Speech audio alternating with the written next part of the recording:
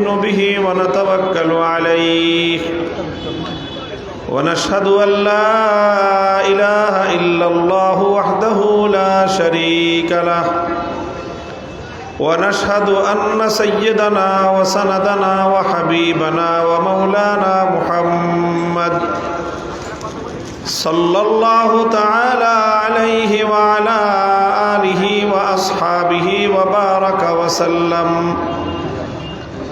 وبارك وسلم تسليما كثيرا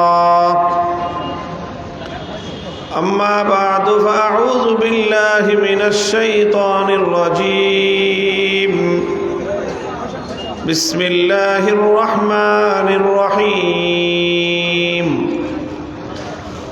اليوم أكملت لكم دينكم وأتممت عليكم نعمتي ورضيت لكم الإسلام دينا بارك الله لنا ولكم في القرآن العظيم ونفعنا وإياكم بالآيات والذكر الحكيم أستغفر الله لي ولكم ولسائر المسلمين فاستغفروه إنه هو الغفور الرحيم اللهم صل على محمد وعلى آل محمد كما صليت على إبراهيم وعلى آل إبراهيم إنك حميد مجيد اللهم بارك على محمد وعلى آل محمد كما باركت على إبراهيم وعلى آل إبراهيم إنك حميد مجيد محترم হযরত সদর জলসা সম্মানিত সভাপতি উপস্থিত হযরত উলামায়ে কেরাম সম্মানিত শ্রদ্ধাভাজন বয়োজ্যেষ্ঠ আমার মুরব্বী সাহেবান সমবেত ইসলাম প্রিয় কোরআন প্রেমিক তৌহিদি মুসলমান ভাই ও বন্ধুগণ পর্দার অন্তরালে বাসাবাড়িতে অবস্থানরত আমার সম্মানিত মা ও বোনেরা আল কোরআন ফাউন্ডেশন সিলেট এর উদ্যোগে আয়োজিত ঐতিহাসিক তাফসিরুল কোরআন মাহফিলে আল্লাহ পাক রব্বুল আলামিন আমাদেরকে সমবেত হয়ে আল্লাহর কোরআনের কিছু কথা আলোচনা করবার এবং শুনবার সুযোগ করে দিয়েছেন, তৌফিক দিয়েছেন। রব্বে করিমের দরবারে শুকরিয়া আদায় করি, আলহামদুলিল্লাহ। আল্লাহ পাক রব্বুল আলামিনের আরও শুকরিয়া আদায় করি যে আল্লাহ পাক রব্বুল ইজ্জত আমাদের এই জন্মভূমি, আমাদের এই জনপদে আল্লাহর কোরআনের কথাগুলো স্বাধীনভাবে আমাদেরকে বলবার, শুনবার একটা অনুকূল পরিবেশ সৃষ্টি করে দিয়েছেন। এমন একটা সময় অতিবাহিত হওয়ার পর যখন চাইলেও উলামায়ে কেরাম অনেক কথা বলতে পারতেন না, কোরআনের অনেক কথার উপর অঘোষিত নিষেধাজ্ঞা জারি করা হয়েছিল এবং সমাজ এবং রাষ্ট্র ব্যবস্থায় কোরআন বিরোধী এমন একটি অপশক্তি জাতির বুকের উপর জগদ্দল পাথরের মতো চেপে বসেছিল, যেই সময়ে ইসলামের বিজয়ের কথা, ইসলামের রাষ্ট্র এবং রাজনীতি সংশ্লিষ্ট কথাগুলো জাতির সামনে উচ্চারণ করাটা এটা ছিল মস্ত বড় একটা অপরাধ। এবং এই কথা যে সকল আলেমরা আলোচনা করতেন সে সকল আলেমরা ছিল সেই সময়ের শাসক গোষ্ঠীর দৃষ্টিতে সবচেয়ে বড় অপরাধী। তাদের পরিচয় ছিল তারা সন্ত্রাসী, তাদের পরিচয় ছিল তারা জঙ্গিবাদী, তাদের পরিচয় ছিল তারা উগ্রবাদী, তাদের স্থান ছিল কারাগারের অন্ধকার প্রকোষ্ঠ, তাদের জায়গা ছিল কারাগারের সেই প্রাচীর ঘেরা অন্ধকার জগৎ। আল্লাহ পাক রব্বুল আলামিন এই পরীক্ষাগুলো পার করে, এই দুঃসময়গুলো অতিক্রম করে আল্লাহ পাক এই জাতির জীবনে একটা সুসময় দান করেছেন। সে রব্বুল ইজ্জতের দরবারে আমরা কালেমাতুশ শুকরের হাদিয়া পেশ করি। হৃদয়ের গভীর থেকে আমরা আল্লাহর দরবারে, মহান রব্বে পাকের দরবারে আমরা আন্তরিকভাবে গভীরভাবে মনোযোগের সাথে শুকরিয়া আদায় করি। আল্লাহ যেন আমাদের এই নিয়ামতকে দীর্ঘায়িত করে দেন। এ জাতির কপালে আর যেন কোনোদিন এমন দুর্দিন না আসে যে মানুষ চাইলেও কোরআনের সব কথা শুনতে পারবে না, কেউ চাইলেও কোরআনে পাকের সব কথাগুলো বলতে পারবে না। এমন দুর্দিন যেন এ জাতির কপালে আর না আসে। যাদের জন্য এই দুর্দিন এসেছিল আল্লাহ পাক তাদেরকে হেদায়েত নসিব করুন। তারা আবার পাক্কা ইমানদার হয়ে, মুসলমান হয়ে, মুমিন হয়ে, কোরআনের পক্ষের হয়ে সমাজে ফিরে আসুক। তাদের জন্য আমাদের এই শুভকামনা রইল। মুহতারাম হাজিরিন, আপনারা বিভিন্নভাবে শুনেছেন এবং ঘোষক তিনি আমার ব্যাপারে বললেন, এবং বাস্তবিক অর্থেই আপনাদের এই প্রোগ্রামে, এই মাহফিলে অংশগ্রহণ করতে পারবো কিনা আমি নিজেও এই ব্যাপারে সন্দিহান ছিলাম। হঠাৎ অসুস্থতাজনিত কারণে হাসপাতালে পর্যন্ত ভর্তি হতে হয়েছে। আল্লাহ পাক রব্বুল আলামিন অতি দ্রুত অল্প সময়ের মধ্যেই সুচিকিৎসার উসিলায় আল্লাহ সুস্থ করে দিয়েছেন, আলহামদুলিল্লাহ। আমি আপনাদের সম্মুখে কোরআনে পাকের সে ঐতিহাসিক আয়াতাংশ তেলাওয়াত করেছি, সূরাতুল মায়েদার 6 নম্বর আয়াতের অংশ বিশেষ, যেটি কোরআনে পাকেরই শুধু নয় বরং আল্লাহর পক্ষ থেকে অবতীর্ণ সকল ধর্মগ্রন্থের মধ্যে একটি অনন্য নজিরবিহীন আয়াত। যেই আয়াতের মতো আয়াত কোরআনের পূর্বেকার কোনো আসমানি গ্রন্থে নাজিল হয়নি। বুখারী শরীফ সহ সমস্ত হাদিসের কিতাবগুলোর মধ্যে বর্ণিত হয়, খলিফাতুল মুসলিমিন ওমরে ফারুক রাদিয়াল্লাহু তাআলা আনহুর যুগে ইহুদিরা হযরত ওমরের সাথে কোনো একটা আলোচনা প্রসঙ্গে বলল যে, খলিফা ওমর, তোমাদের ধর্মগ্রন্থ কোরআনে পাকের মধ্যে একটি আয়াত রয়েছে, লাউ নাযালাত আলাইনা মা'শারাল ইয়াহুদ লাত্তাখাযনা যালিকাল ইয়াওমা ঈদা। সেই আয়াতটি যদি তোমাদের কোরআনে নাজিল না হয়ে আমাদের তাওরাতে নাজিল হতো, সেই আয়াত নাজিল হওয়ার সৌভাগ্যবান তোমরা মুসলিম জাতি না হয়ে আমরা ইহুদি জাতি যদি হতাম, লাত্তাখাযনা যালিকাল ইয়াওমা ঈদা, তাহলে এই আয়াতটি যেই দিন নাজিল হতো, যেই দিন নাজিল হয়েছে, সেই নাজিল হওয়ার দিবসটিকে আমরা জাতীয়ভাবে, ধর্মীয়ভাবে আমাদের জাতীয় দিবস হিসেবে আমরা উদযাপন করতাম। হযরত ওমর রাদিয়াল্লাহু আনহু জিজ্ঞাসা করলেন, কোন আয়াতের ব্যাপারে তোমরা এই কথা বলছো? তখন তারা ইন্ডিকেট করলো যে কোরআনে পাকের সূরাতুল মায়েদার 6 নম্বর আয়াতের এই অংশ বিশেষ, যেখানে আল্লাহ পাক ঘোষণা করেছেন, আল ইয়াওমা আকমালতু লাকুম দীনাকুম ওয়া আতমামতু আলাইকুম নি'মাতি ওয়া রাদিতু লাকুমুল ইসলাম দীনা। আল্লাহ পাক রব্বুল আলামিন ইসলাম সম্পর্কে এখানে 3টি ঘোষণা দিয়েছেন ইসলাম ধর্ম সম্পর্কে। প্রথম কথা আল্লাহ বলেছেন, আজ আমি তোমাদের জন্য তোমাদের ধর্মকে, তোমাদের দ্বীনকে পরিপূর্ণ করে দিলাম, এবং তোমাদের দ্বীন পরিপূর্ণ হওয়ার মাধ্যমে তোমাদের উপর আমি আল্লাহর নিয়ামত যা দেওয়ার ছিল সেটাও পূর্ণতায় পৌঁছে গেল। ওয়ারাদিতু লাকুমুল ইসলাম দীনা, এবং জীবন ব্যবস্থা হিসেবে ইসলামের উপর আমি আল্লাহ আমার স্যাটিসফ্যাকশন, আমি আল্লাহ আমার সন্তুষ্টি, আমার তৃপ্তির ঘোষণা দিয়ে দিলাম যে আমি আল্লাহ নিজে সৃষ্টিকর্তা হিসেবে আজকে পরিতৃপ্ত হয়ে গেলাম যে আমি যেই জীবন ব্যবস্থাটা মানব জাতিকে দিতে চেয়েছি সেই জীবন ব্যবস্থাটা পরিপূর্ণ হয়ে গিয়েছে।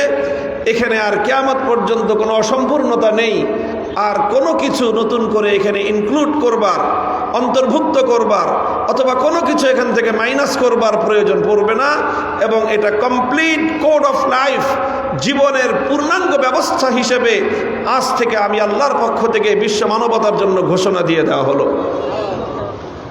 মুহতারাম হাজিরিন, আমরা মুসলমানরা হয়তো বিষয়টা অনুধাবন করতে পারি নাই যে কত বড় ঘোষণা আল্লাহ দিয়েছেন, কত বড় নিয়ামতের কথা আল্লাহ পাক এই আয়াতের মধ্যে ঘোষণা দিয়েছেন।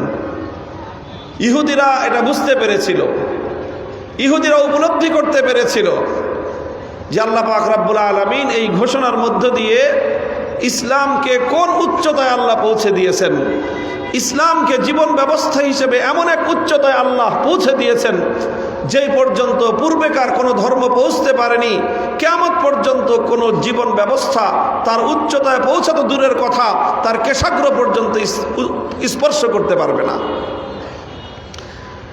যখন ইহুদিরা হযরত ওমর ফারুক রাদিয়াল্লাহু আনহুকে এই কথা বলল, প্রতি উত্তরে তিনি বললেন যে দেখো, তোমাদের মধ্যে আর আমাদের মধ্যে এটা যেমন একটা পার্থক্য যে আল্লাহ পাক আমাদেরকে একটা পূর্ণাঙ্গ জীবন ব্যবস্থা দিয়েছেন, যেই ব্যবস্থা পৃথিবীর অন্য কোনো জাতিকে আল্লাহ দেননি, ঠিক তদ্রূপ তোমাদের মধ্যে আর আমাদের মধ্যে আরেকটা পার্থক্য হলো এই যে তোমাদের যে কোনো বিষয় উদযাপন করার জন্য তোমাদের নিজেদের নির্ধারণ করতে হয়, আর আমাদের আখেরি নবী মুহাম্মদ আরবি সাল্লাল্লাহু আলাইহি ওয়াসাল্লামের উসিলায়, তার বরকতে আল্লাহ আমাদেরকে আরেকটি নিয়ামত দান করেছেন।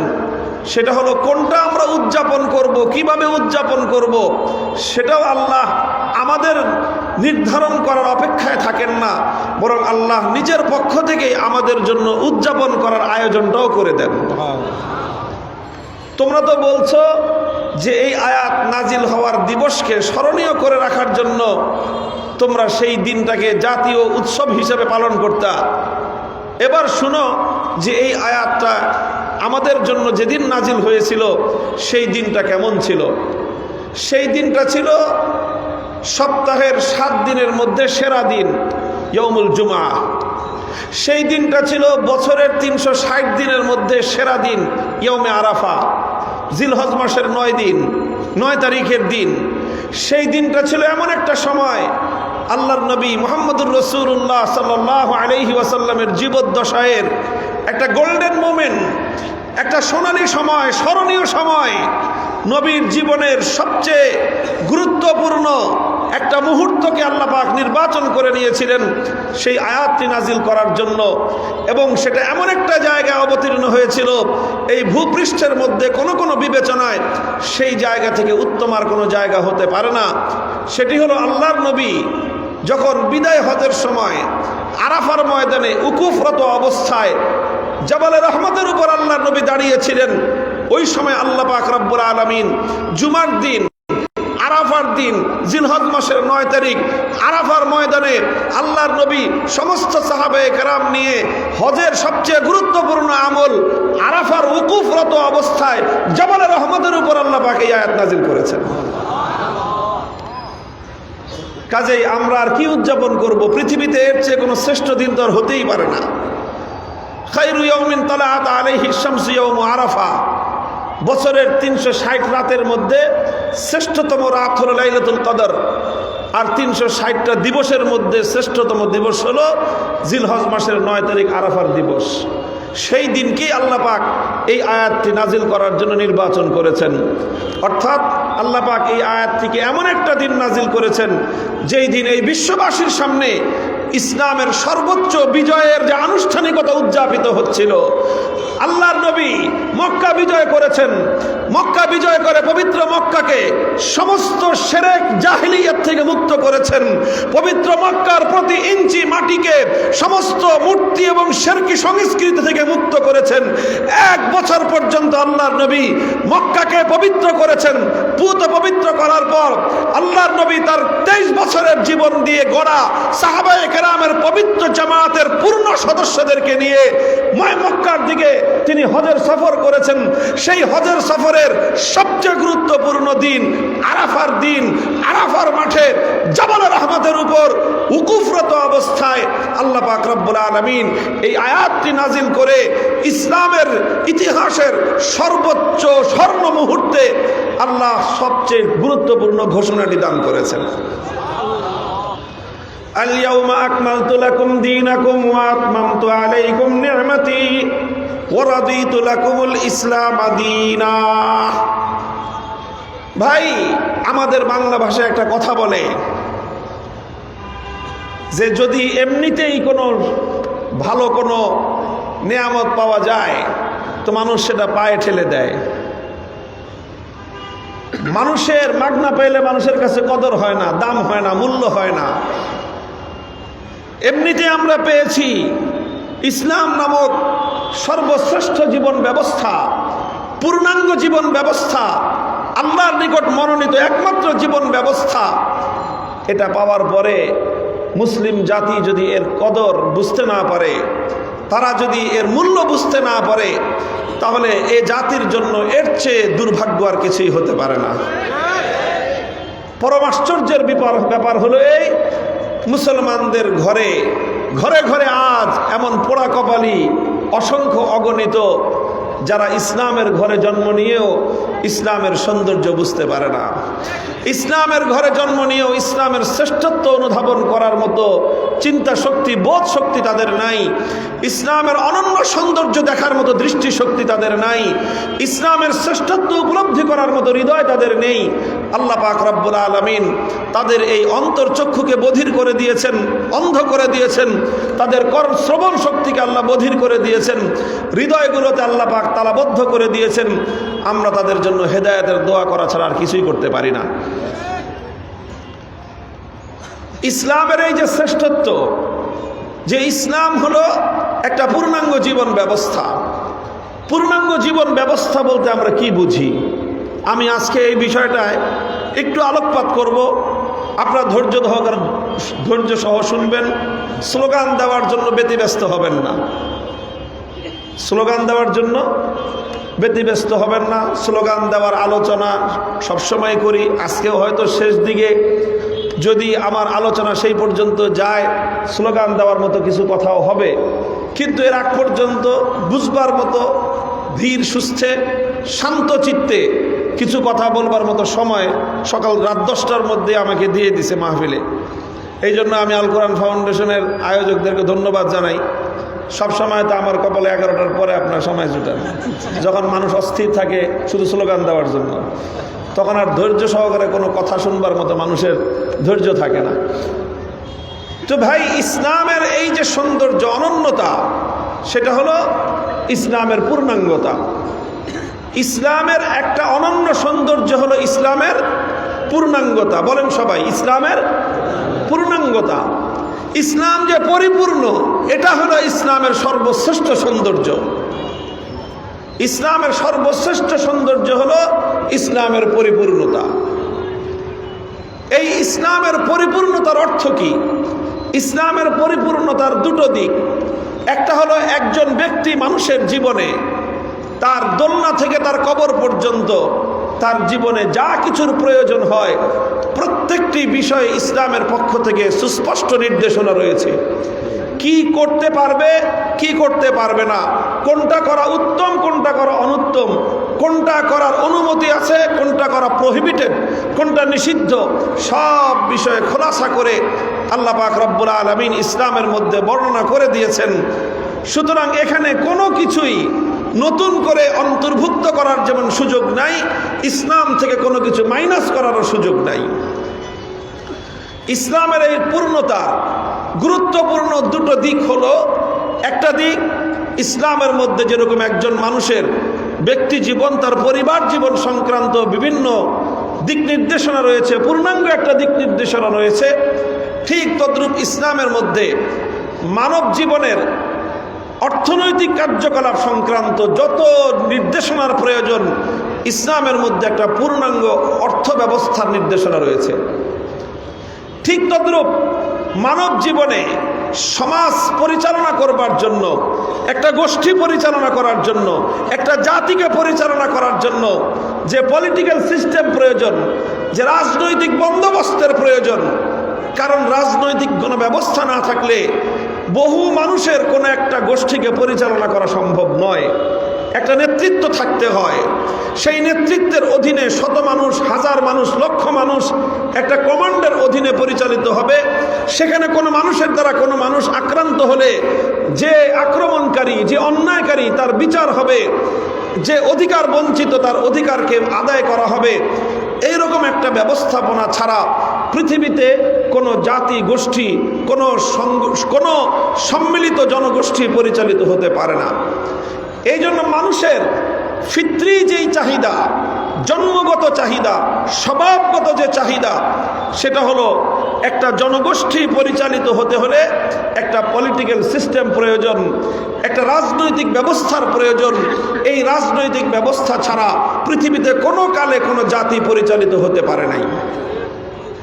এমনকি যদি কোনো ডাকাত গোষ্ঠী, কোনো অন্যায়কারী গোষ্ঠী, অপরাধী গোষ্ঠী, তারাও যদি সম্মিলিতভাবে কোনো কাজ করতে চায়, তাদের মধ্যে একটা নেতৃত্বের প্রয়োজন হয়। নেতৃত্ব প্রতিষ্ঠিত না হলে একটা ডাকাত গোষ্ঠীও তাদের ডাকাতির কাজ পরিপূর্ণভাবে পালন করতে পারে না।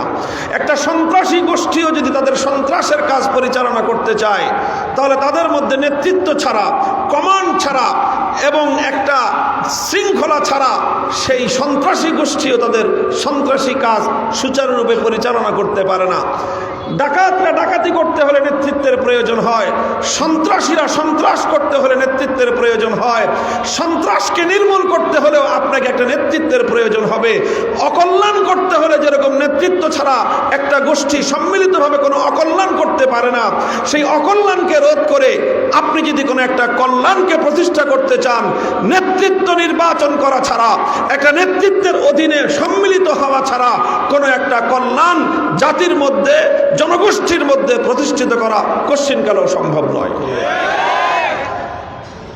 এই যে মানুষের স্বভাবজাত চাহিদা, এই চাহিদা পূরণ করার জন্য আল্লাহ পাক রব্বুল আলামিন ইসলামের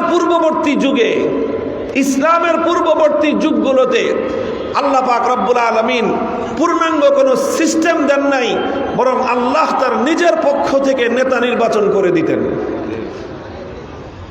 বুখারী শরীফ সহ সমস্ত হাদিসের কিতাবগুলোর মধ্যে হাদিস বর্ণিত হয়, ইন্না বানি ইসরাঈলা কানাত তাসুসুহুমুল আম্বিয়া কুল্লামা হালাকা নাবিয়্যুন খালাফাহু আখার ওয়ালা নাবিয়্যা বাদি ওয়া সায়াকুনু খুলাফাউ ফায়াকসুরুন। আল্লাহর পয়গম্বর বলেন, আমার পূর্বে আল্লাহ পাক রব্বুল আলামিনের পক্ষ থেকে নবী প্রেরিত হতেন। নবী আল্লাহ নিজে সিলেক্ট করতেন, কোনো ইলেকশনের মাধ্যমে নবী নির্বাচিত হতেন না, বরং স্বয়ং আল্লাহর পক্ষ থেকে নির্বাচনের মাধ্যমে, নির্ধারণের মাধ্যমে, সিলেকশনের মাধ্যমে আল্লাহ পাক রব্বুল আলামিন নবী প্রেরণ করতেন। আল্লাহ যাকে নবুয়ত দান করতেন, যেই জাতির জন্য আল্লাহ যাকে নবী হিসেবে প্রেরণ করতেন, সেই জাতির জন্য, সেই জনগোষ্ঠীর জন্য, সেই জনপদের জন্য তিনি নেতা হিসেবে আল্লাহর পক্ষ থেকে নির্ধারিত থাকতেন। তিনি হতেন আল্লাহর পক্ষ থেকে এই জমিনে আল্লাহর প্রতিনিধি। এই জন্য প্রত্যেক নবীকে যেরকম বলা হতো নবিয়ুল্লাহ, কোন কোন নবীকে বলা হতো রাসূলুল্লাহ, প্রত্যেক নবীর আর একটা অভিন্ন উপাধি ছিল খলিফাতুল্লাহ। প্রত্যেক নবী আল্লাহর জমিনে আল্লাহর খলিফা হতেন। প্রত্যেক নবী আল্লাহর জমিনে আল্লাহর খলিফা হতেন, মানে আল্লাহর প্রতিনিধি হতেন। অর্থাৎ নেতা কে হবে এটা আল্লাহ পাক দুনিয়ার মানুষের উপর ইলেকশনের দায়িত্ব না দিয়ে আল্লাহ নিজে সিলেকশনের মাধ্যমে নেতা নির্ধারণ করে দিতেন। আল্লাহ নবী বলতেছেন, আমি তো আল্লাহর পক্ষ থেকে সিলেক্টেড সর্বশেষ নেতা, আমার পরে আল্লাহর পক্ষ থেকে সিলেক্টেড নেতা আর হবে না। এবার সামনে তোমাদেরকে ইলেকশনের মাধ্যমে নেতা নির্বাচন করতে হবে। কথাটা বুঝেন, আল্লাহর পক্ষ থেকে শেষ নবী, সর্বশেষ সিলেক্টেড নেতা, সর্বশেষ সিলেক্টেড নেতা দুনিয়াতে অতিক্রান্ত হওয়ার পর কিয়ামত পর্যন্ত এই বিশ্ববাসীর যে নেতৃত্ব, সেই নেতৃত্ব কিভাবে পরিচালিত হবে, সেজন্য আল্লাহ পাক রব্বুল আলামিন শেষ নবীর মাধ্যমে একটা ইলেকশন পদ্ধতি দিয়েছেন। এর আগ পর্যন্ত আল্লাহ নিজে সিলেকশন করেছেন। শেষ নবী চলে যাওয়ার পর এই দুনিয়ার মানুষের সঙ্গে আল্লাহ পাকের সরাসরি যোগাযোগের যে বন্দোবস্ত, সেটা কাট আপ হয়ে গেছে। কিয়ামত পর্যন্ত আল্লাহর পক্ষ থেকে সরাসরি দুনিয়ার মানব জাতির প্রতি আর কোনো ওহী আসবে না, আর কোনো নির্দেশনা আসবে না। যা দেওয়ার শেষ নবীকে দিয়ে দিয়েছেন, শেষ নবী সব কিছু বলে দিয়ে গিয়েছেন, একটা সিস্টেম দিয়ে গিয়েছেন।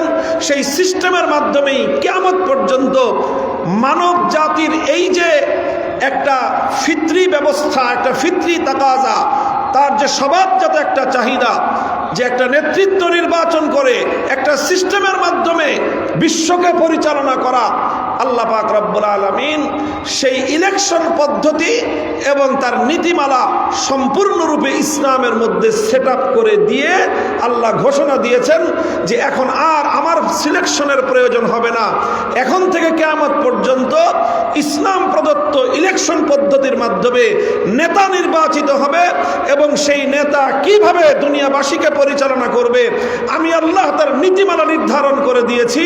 আমার দেওয়া নীতিমালার আলোকে তোমাদের পক্ষ থেকে আমার দেওয়া পদ্ধতির আলোকে নির্বাচিত নেতা দুনিয়াবাসীকে পরিচালনা করবে। এটা আল্লাহ পাকের অনেক বড় একটা নিয়ামত। এই জন্য আমি আবার ওই কথার দিকে ফিরে আসছি, ইসলামের অনন্যতার, ইসলামের অনন্য সৌন্দর্য হলো ইসলামের পূর্ণতা। ইসলামের অনন্য সৌন্দর্য হলো ইসলামের পূর্ণতা বা পূর্ণাঙ্গতা। আর ইসলামের এই পূর্ণাঙ্গতার অনেক দিক রয়েছে আলোচনা করবার। আজকের এই প্রেক্ষাপটে শুধুমাত্র দুটি বিষয়ের দিকে আমি দৃষ্টি আকর্ষণ করলাম, ইন্ডিকেট করলাম, পয়েন্ট আউট করলাম। একটা হলো ইসলামের অর্থ ব্যবস্থা, আর একটা হলো ইসলামের রাজনৈতিক ব্যবস্থা। এই পৃথিবীতে একমাত্র ধর্ম ইসলাম, যে ইসলাম ধর্মে যেরকম একজন মানুষ কিভাবে ইবাদত বন্দেগী করবে তার পূর্ণাঙ্গ ব্যবস্থা রয়েছে, পূর্ণাঙ্গ নির্দেশনা রয়েছে। আপনি যদি সুবহে সাদেকের সময় আমাকে জিজ্ঞাসা করেন যে হুজুর ইসলাম এখন আমাকে কি বলে, আমি বলবো ইসলাম তোমাকে বলে ঘুম থেকে উঠে তুমি ফজরের নামাজ আদায় করো।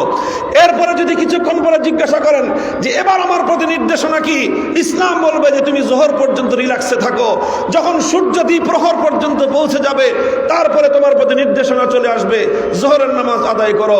এরপরে নির্দেশনা চলে আসবে আসরের নামাজ আদায় করো। এরপরে নির্দেশনা চলে আসবে মাগরিব, এরপরে এশার নামাজ আদায় করো। এরপরে আবার ফজর পর্যন্ত তুমি বিশ্রাম নাও। ইসলামের পক্ষ থেকে প্রতিটি মানুষের প্রতি প্রতিদিন 24 ঘন্টায় 5 ওয়াক্ত নামাজের পূর্ণাঙ্গ নির্দেশনা আল্লাহ দিয়ে রেখেছেন। শুধু নামাজের নয়, বছর ঘুরে রমজান মাস আসলে সারা মাস রোজা রাখো, তোমার সম্পদের মালিকানা থাকলে যাকাত দাও, জীবনে একবার আল্লাহর ঘর বাইতুল্লাহর জিয়ারত করতে হজে যাও। এভাবে পূর্ণাঙ্গ নির্দেশনা রয়েছে ইবাদত সংক্রান্ত বিষয়ে। ইসলাম যেরকম মানুষকে তার ইবাদত কিভাবে করতে হবে এই বিষয়ে নির্দেশনা দিয়েছে, ঠিক তদ্রূপ ইসলাম নির্দেশনা দিয়েছে তুমি তোমার ব্যবসা বাণিজ্য কিভাবে করবে, তুমি তোমার অর্থনৈতিক লেনদেন কিভাবে পরিচালনা করবে। কারো কাছ থেকে যদি তুমি কোনো লোন নিতে হয়, ঋণ নিতে হয়, সেই ঋণটা কিভাবে নিবে, সেই ঋণটা যদি আবার তোমাকে ফেরত দিতে হয় কিভাবে তুমি ফেরত দিবে। তুমি যদি কারো কাছ থেকে টাকা নিয়ে তুমি যদি শেয়ারিং ব্যবসা করতে চাও, একজনের অর্থ আরেকজনের শ্রম, কিভাবে সেই তুমি শেয়ারিংটা করবা।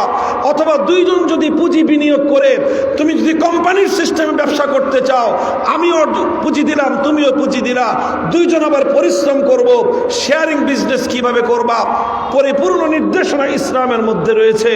এবং এই সকল সিস্টেমকে কেন্দ্র করে আজ সারা পৃথিবীব্যাপী যে ব্যাংকিং ব্যবস্থা গড়ে উঠেছে, সেই ব্যাংকিং ব্যবস্থা বিকল্প ব্যবস্থা হিসেবে ইসলাম যে অর্থ ব্যবস্থা দিয়েছে, ইসলামী ব্যাংকিং এর মূলনীতির আলোকে আজকের 21 শতাব্দীর সারা দুনিয়ার আন্তর্জাতিক অর্থনৈতিক সমস্ত কার্যক্রমকে পরিচালনা শুধু নয়, নিয়ন্ত্রণ করার মতো নির্ভুল একমাত্র ব্যবস্থা ইসলাম দিয়েছে, পৃথিবীতে আর কেউ দিতে পারে নাই। আমি শুধু আপনাদের বুঝাবার জন্য আমি এটা বলছি, কারণ আমি যখনই ইসলামকে নিয়ে আলোচনা করি তখন আমাদের অনেক ভাইয়ের মধ্যে এমনকি অনেক সরল প্রাণ অনবহিত, আমি অজ্ঞ বললাম না, অজ্ঞ বললে অনেকে মাইন্ড করবেন যে আমাদেরকে মূর্খ বললেন, আমি বললাম অনবহিত, জানেন না, খবর পান নাই। বহু মানুষ আছে অনেক জানেন কিন্তু ইসলাম সম্পর্কে জানার সুযোগ আপনার হয় নাই। অনেক পড়াশোনা করেছেন, ইসলাম নিয়ে পড়বার মতো সময় আপনি পান নাই। আপনি অনেককে জেনেছেন কিন্তু আপনার মালিকের বিধান জানবার মতো সুযোগ আপনার হয় নাই। এজন্য আমি আপনাকে খুব কোনো দোষ দিচ্ছি না, মূর্খও বলছি না, আপনাকে অজ্ঞও বলছি না, কিন্তু অন্তত অনবহিত তো আমাকে বলতেই হবে।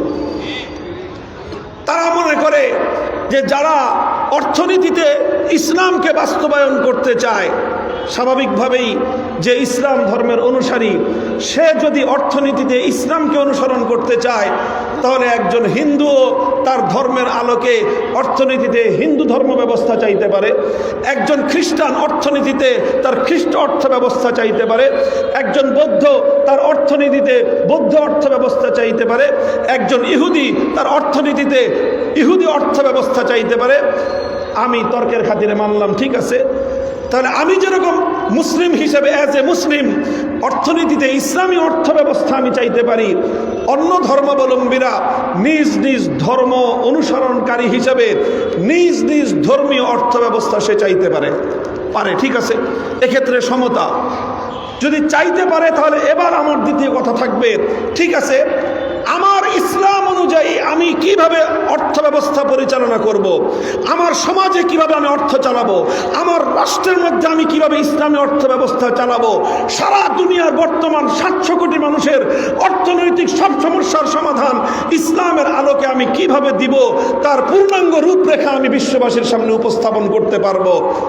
এবার আমি পাল্টা একটা চ্যালেঞ্জ ছুড়ব পৃথিবীতে অন্য সবগুলো ধর্মাবলম্বীদেরকে, হিন্দু, বৌদ্ধ, ইহুদি, খ্রিস্টান, উল্লেখযোগ্য 4টা ধর্মের নাম মেনশন করে আমি বলতেছি, তোমরা তোমাদের একটা সিস্টেম দেখাও আজ 21 শতাব্দীর 2024 সালের এই শেষ লগ্নে এসে, যে পৃথিবীতে হিন্দু ধর্মাবলম্বী হিন্দু ধর্মের অনুসরণে একটা আন্তর্জাতিক হিন্দু ধর্ম ব্যবস্থা যেভাবেই হোক তোমরা সেটা প্রণয়ন করে আনো, তোমাদের ধর্মগ্রন্থের আলোকে।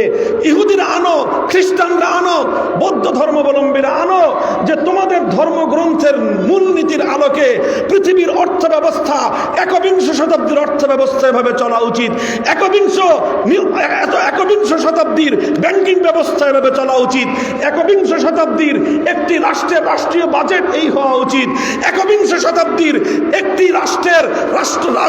রাষ্ট্রের বার্ষিক রেভিনিউ কালেকশন কিভাবে হওয়া উচিত, একটি রাষ্ট্রের রাষ্ট্রীয় এক্সপেন্ডিচার কিভাবে হওয়া উচিত।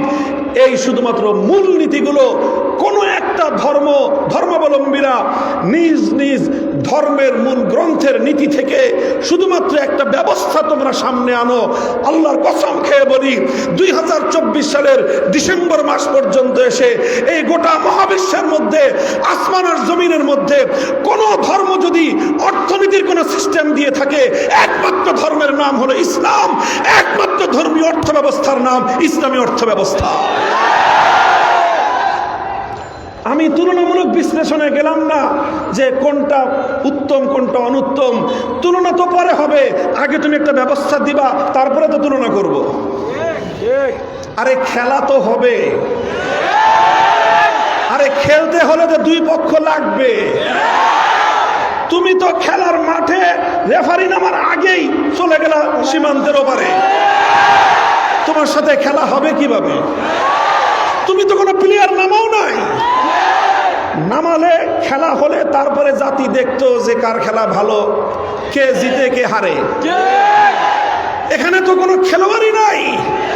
আলহামদুলিল্লাহ, আজ বাংলাদেশের রাজনীতির মাঠে যেরকম বিগত 15 বছরের দণ্ড প্রতাপশালী সেই স্বৈরাচারী ফ্যাসিবাদীরা যেভাবে খেলার মাঠ থেকে খেলা শুরু হওয়ার আগেই বিদায় নিয়েছে, ঠিক তদ্রূপ অর্থ ব্যবস্থার ক্ষেত্রে ধর্মের পক্ষ থেকে যদি কোনো অর্থ ব্যবস্থাকে যদি চাওয়া হয়, রিকমেন্ডেশন দেওয়া হয়, দাও তোমার ধর্মের কাছে কি অর্থ ব্যবস্থা আছে, তোমার ধর্ম ব্যবস্থার কাছে কি অর্থ ব্যবস্থা আছে, আল্লাহর কসম খেয়ে বলি ইসলাম ওয়াকবার পাবে।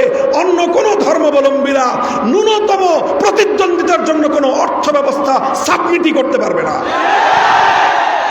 এটা কি আমি ঘরের কোনায় চুঙ্গা লাগায় গোপনে গোপনে কানে কানে বলতেছি? আমি বলে যাচ্ছি সিলেটের ঐতিহাসিক রেজিস্ট্রারি মাঠে হাজার হাজার মানুষের মঞ্চে, এই যে মিডিয়া আছে, আমার এই বক্তব্য রেকর্ড হচ্ছে, আমার বক্তব্য যাবে সারা জাতির কাছে, বিশ্ববাসীর কাছে। আমার বক্তব্য থাকবে বহুকাল, বছরের পর বছর, যুগের পর যুগ। যতদিন বক্তব্য থাকবে ততদিন আমাদের পক্ষ থেকে ওপেন চ্যালেঞ্জ থাকবে। এই চ্যালেঞ্জ আজ নতুন আমি দেই নাই, এই চ্যালেঞ্জ আজ নতুন আমি দেই নাই। আরো বহু বছর পূর্ব থেকেই এই প্রসঙ্গে আলোচনা আসলেই আমরা এই চ্যালেঞ্জ ঘোষণা করছি, আজ পর্যন্ত হিন্দু ভাইয়েরা কোনোদিন বলে নাই যে হুজুর এই যে আমাদের পক্ষ থেকে হিন্দু অর্থ ব্যবস্থা, কোনোদিন কোনো ইহুদি বলতে পারে নাই এই আমাদের পক্ষ থেকে ইহুদি অর্থ ব্যবস্থা, কোনোদিন খ্রিস্টানরা বলতে পারে নাই সারা দুনিয়ার সমস্ত পৃথিবীর সমস্ত নেতৃত্বের ক্ষমতা আজ খ্রিস্টানদের কুক্ষিগত, পৃথিবীতে সবচেয়ে বেশি সংখ্যাগরিষ্ঠ মানুষ হলো খ্রিস্ট ধর্মাবলম্বী, সারা দুনিয়ার নেতৃত্ব খ্রিস্টানদের হাতে, এত কিছু, সারা দুনিয়ার অর্থনীতি, সমস্ত শক্তি তাদের হাতে অর্থনীতি, তাদের হাতে সমরনীতি, সামরিক শক্তি সব তাদের হাতে। কিন্তু খ্রিস্ট ধর্মের আলোকে একবিংশ শতাব্দীর বিশ্ব অর্থ ব্যবস্থা কি হতে পারে? একটা ব্যবস্থা তোমরা শুধুমাত্র অলমোস্ট সাবমিট করো, তুলনা করার দরকার নাই। তোমরা যদি সাবমিট করতে পারো, আমরা আমাদেরটা প্রত্যাহার করে তোমাদেরটাকে বিজয় ঘোষণা করব। পারবা না, আলহামদুলিল্লাহ পারবে না কেউ। এ কথাটা এত আত্মবিশ্বাসের সাথে কেন বলি আমরা?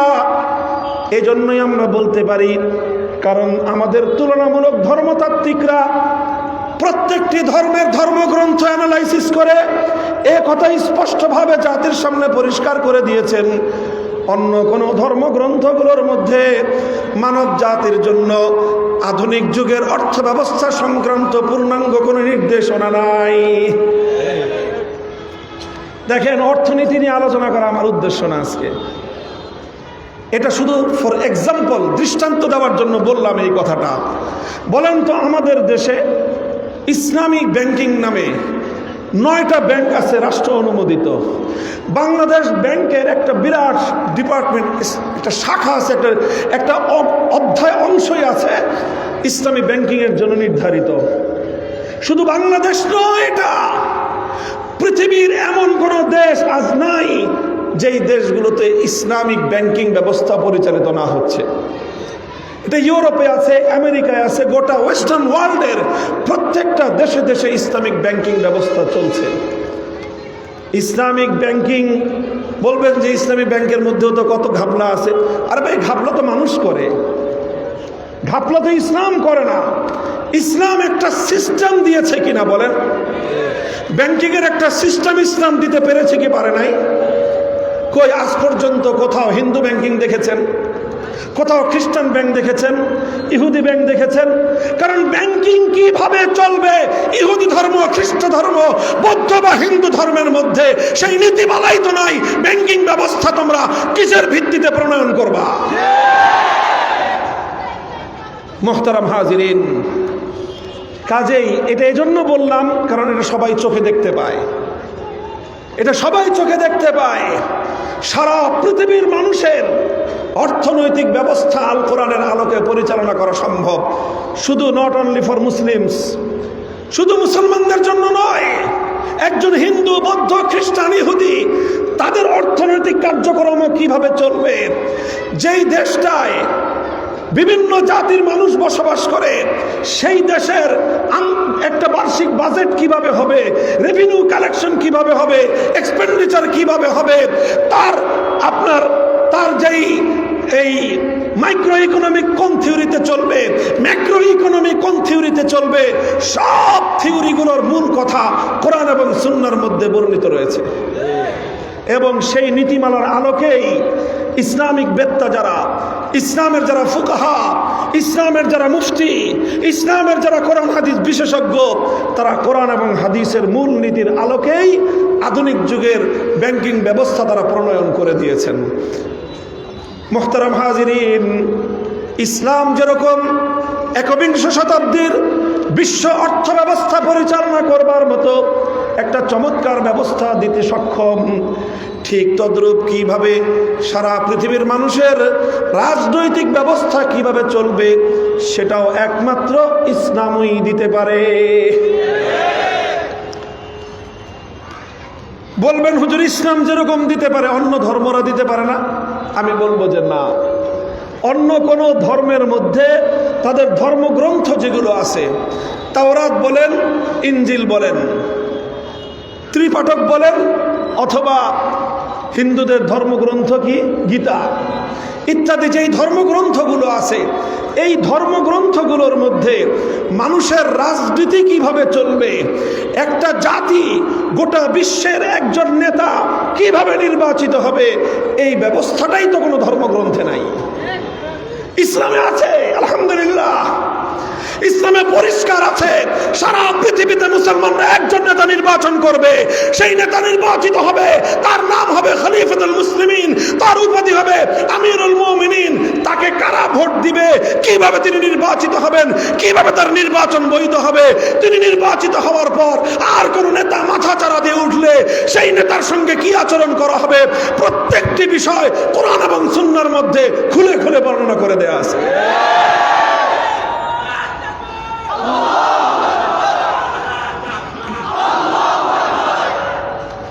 মুহতারাম হাজিরিন, বলতে পারেন অন্য ধর্মগুলোর মধ্যে কি নাই? যদি থাকে বলেন, চ্যালেঞ্জ করলাম, আনেন যে সারা দুনিয়ার একজন নেতা নির্বাচিত হবে, তার নাম কি হবে? হিন্দুরা বলুক। যে সেই সারা বিশ্ব নেতা, সেই বিশ্ব নেতার নাম কি হবে বলো? সেই বিশ্ব নেতার নির্বাচন প্রক্রিয়া কি হবে বলো? বলতে পারবে না। বললে তোমরা বানায় বলতে হবে তোমাদের ধর্মগ্রন্থে নাই। বিজেপি বলবে কংগ্রেস মানবে না, মোদি বলবে রাহুল মানবে না, কারণ মোদি বললে নিজেরটা বলবে, তার ধর্মগ্রন্থে নাই, নিজে আজকে বানায় বলতে হবে রাহুল গান্ধী সেটা মানবে না। আর আমাদেরটা আমি যেটা বলবো, খেলাফত মজলিস, বাংলাদেশ খেলাফত মজলিস যেটা বলবে, জমিয়ত উলামা ইসলাম সেটাই বলবে, ইসলামী আন্দোলন সেটাই বলবে, জামাতে ইসলাম সেটাই বলবে, সারা দুনিয়ার সমস্ত ইসলামী দল এক কথা বলবে, ভিন্ন কোনো কথা কারো কাছ থেকে শুনবে না।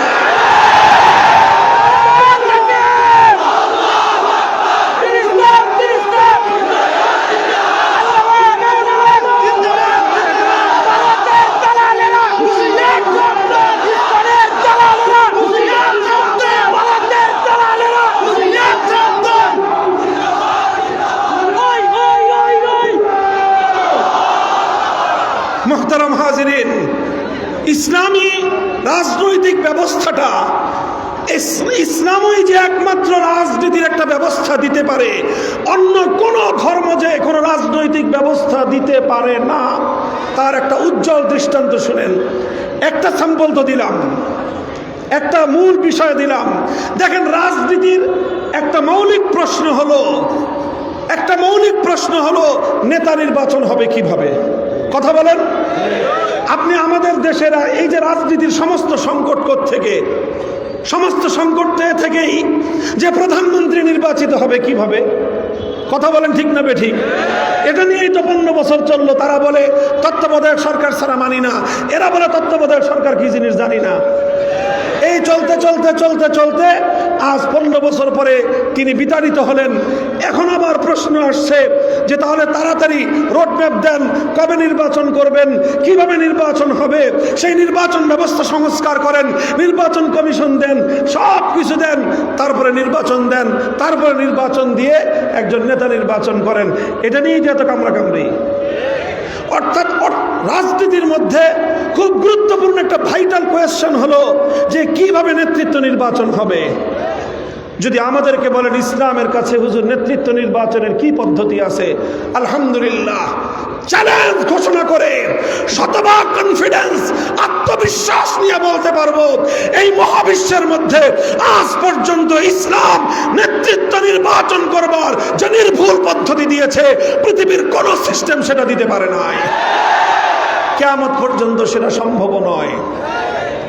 আরে অন্য কোন ধর্মের মধ্যে আন্তর্জাতিক বিশ্ব ব্যবস্থায় একজন নেতা নির্বাচন করার কোন পদ্ধতি তো বর্ণনাই নাই। ভুল বা শুদ্ধ তো পরের কথা, উত্তম বা অনুত্তম সেটা তো পরের প্রশ্ন। কোন পদ্ধতিই নাই তোমার কাছে যে তুমি যে বলবা যে হ্যাঁ হিন্দু ধর্মের নিয়ম অনুযায়ী সারা পৃথিবীতে একজন নেতা এভাবে নির্বাচন হবে। হিন্দু ধর্মে তার কোনো পদ্ধতি নাই, খ্রিস্টান ধর্মে নাই, ইহুদি ধর্মে নাই, বৌদ্ধ ধর্মে নাই, শিখ ধর্মে নাই, কোনো ধর্মেই নাই। থাকলে একমাত্র ইসলাম ধর্মে আছে। অন্য ধর্মগুলোতে নাই কেন, ইসলামে আছে কেন? কারণ অন্য সবগুলো ধর্ম আনকমপ্লিট ধর্ম, ইসলাম একমাত্র কমপ্লিট ধর্ম। অন্য সব ধর্ম হলো শুধু একটা কিছু বিধিবদ্ধ আনুষ্ঠানিক শুধুমাত্র পূজা অর্চনার নাম, শুধুমাত্র কিছু ইবাদত বন্দেগীর সমষ্টি হলো অন্য সবগুলো ধর্ম। আর ইসলাম একমাত্র ধর্ম শুধুমাত্র আনুষ্ঠানিক কিছু ইবাদতের সমষ্টির নাম। ইসলাম ধর্ম নয়। ইসলাম ধর্ম যেরকম ইবাদতের কথা বলে, ইসলাম ধর্ম ব্যবসা বাণিজ্যের কথা বলে, ইসলাম ধর্ম রাষ্ট্র রাজনীতির কথা বলে, ইসলাম ধর্ম আসমান থেকে জমিন পর্যন্ত বলে, আসমানের উপরেরটাও বলে, জমিনের নিচেরটাও বলে, মানুষের মাথার তালু থেকে পায়ের তালু পর্যন্ত সব ইসলাম বলে। তাহলে একটা কোয়েশ্চনের মাধ্যমে আমি তুলনা করলাম যে নেতা নির্বাচন করবার ব্যবস্থা ইসলামে আছে। শুধু আমাদের সোসাইটির নেতা নয়, হোল ওয়ার্ল্ড, সারা বিশ্বব্যাপী নেতা কে হবে তার নির্বাচন পদ্ধতি ইসলামের মধ্যে আছে। কিন্তু বিশ্ব ব্যবস্থায় নেতা কিভাবে নির্বাচিত হবে অন্য কোনো ধর্মের মধ্যে এই ব্যাপারে কোনো ধরনের দিক নির্দেশনা নাই। দ্বিতীয় আরেকটা প্রশ্ন বলি, দেখেন আপনার কথাগুলি বুঝবেন, লক্ষ্য করে বুঝবেন। যে কারোর সাথে কোনো দ্বন্দ্ব সংঘাতের প্রয়োজন নাই, সাম্প্রদায়িক সম্প্রীতির দেশ। কারো উপরে গায়ের জোরে কথা বলি না আমরা। আমার আদর্শ আমি তোমার উপর গায়ের জোরে চাপিয়ে দেওয়া, এটা আমার ইসলামের শিক্ষা নয়। লা ইকরাহা ফিদ্দীন, ক্বাদ তাবায়্যানা আর-রুশদু মিনাল গাই, ফামান ইয়াকফুর বিত-তাগুত ওয়া ইউমিন বিল্লাহি ফাকাদ ইসতামসাকা বিল উরওয়াতিল উসকা। ইসলাম গ্রহণ করবার জন্য কোনোদিন কারো বুকের উপর গিয়ে পিস্তল ঠেকিয়ে বলতে হয় না লা ইলাহা ইল্লাল্লাহ পড়ো। জয় শ্রীরাম বলার জন্য যেরকম তোমরা আমার ভাইদের কাঁধের উপর তরবারি উত্তোলন করো, জয় শ্রীরাম না বলবার অপরাধে তোমরা যেভাবে আমাদের ভাইদেরকে নৃশংসভাবে হত্যা করো, ইসলাম কাউকে লা ইলাহা ইল্লাল্লাহ বলবার জন্য কোশ্চিনকালেও কারো ঘাড়ে তরবারি ধারণ করে নাই, ঘাড়ে তরবারি ধারণ করবার পারমিশনও নাই।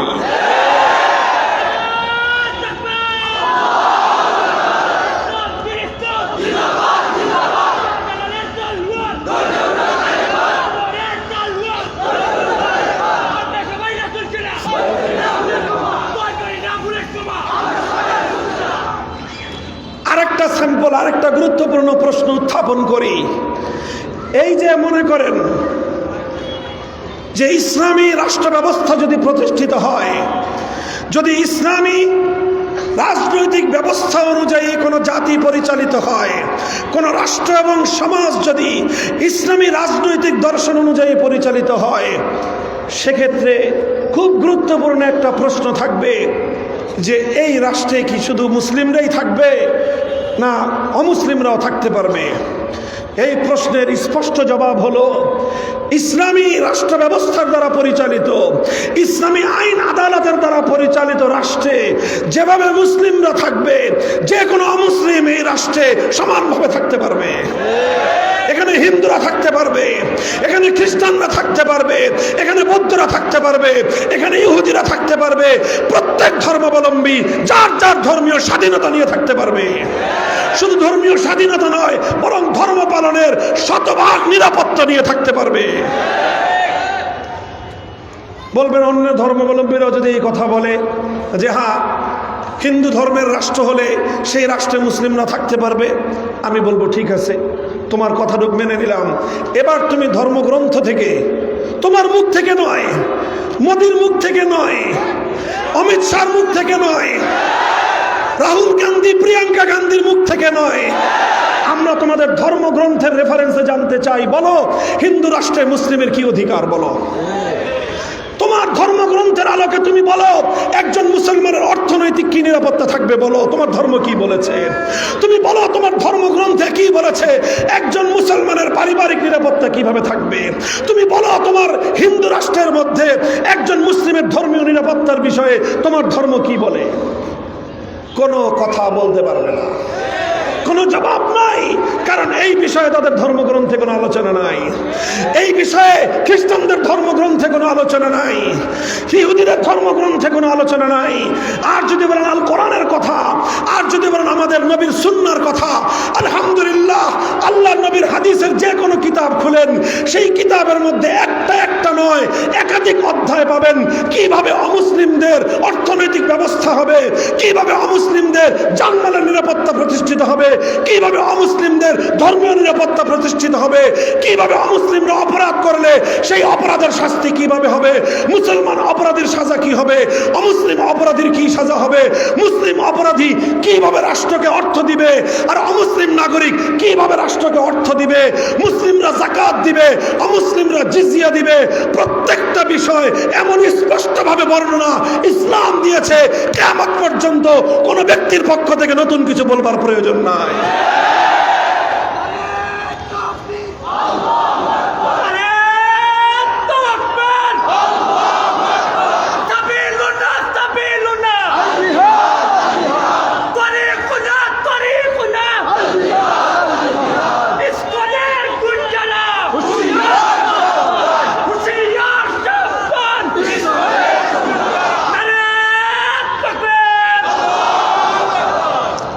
আলোচনার সঙ্গে সামঞ্জস্য রেখে স্লোগান দিবেন।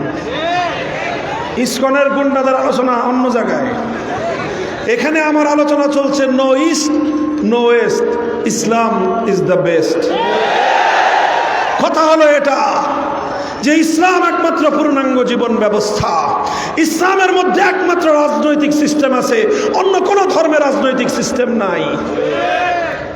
আমি দুটো কথা বললাম, এই দুটো প্রশ্ন শুধু প্রশ্ন নয়, চ্যালেঞ্জ হিসেবে থাকলো, শুধু মুসলমানদের কাছে নয়, সকল ধর্মাবলম্বীদের কাছে থাকলো, শুধু সিলেটের অমুসলিমদের কাছে নয়, সারা বাংলাদেশ, শুধু বাংলাদেশ নয়, ভারতের এবং সারা বিশ্বের সমস্ত ধর্মাবলম্বীদের কাছে এই দুটো প্রশ্ন থাকলো। কিভাবে বিশ্ব নেতা নির্বাচিত হবে? ধর্মগ্রন্থের রেফারেন্সে ধর্মীয় সিস্টেম তোমরা দেখাও। কিভাবে তোমাদের ধর্মীয় রাষ্ট্রের মধ্যে মুসলিম নাগরিকদের অধিকার কিভাবে পালিত হবে তার পূর্ণাঙ্গ রূপরেখা আমাদের কাছে দাও। তোমরা দিতে পারবে না। আমরা 1400 বছর ধরে সারা দুনিয়াতে শুধুমাত্র তার থিওরি দেই নাই, বরং আমরা 1000 বছর পর্যন্ত তার প্র্যাকটিক্যাল বাস্তব নমুনা বিশ্ববাসীর সামনে আমরা উপহার দিয়েছি। মুহতারাম হাজিরিন, কথা লম্বা নয়, মূল প্রশ্ন হলো এই কথাগুলো আমি আলোচনা করলাম আরেকটা কথা বলবার জন্য, যেই কথাটা আজকে আমাদের মীমাংসা হওয়া প্রয়োজন। আজকে বাংলাদেশের রাজনীতির মূল যেই প্রশ্ন, যেই জায়গাটায় অমীমাংসিত, যেই প্রশ্নের সমাধান করতে হবে আমাদেরকে, যেই সমাধান আজ আমরা 75 বছর, পৌনে 1 শতাব্দী পর্যন্ত পাই নাই। আজ বাংলাদেশের 5ই আগস্টের বিপ্লব পরবর্তী বাংলার মাটিতে সেই অমীমাংসিত প্রশ্নের সমাধান আদায় করতে হবে।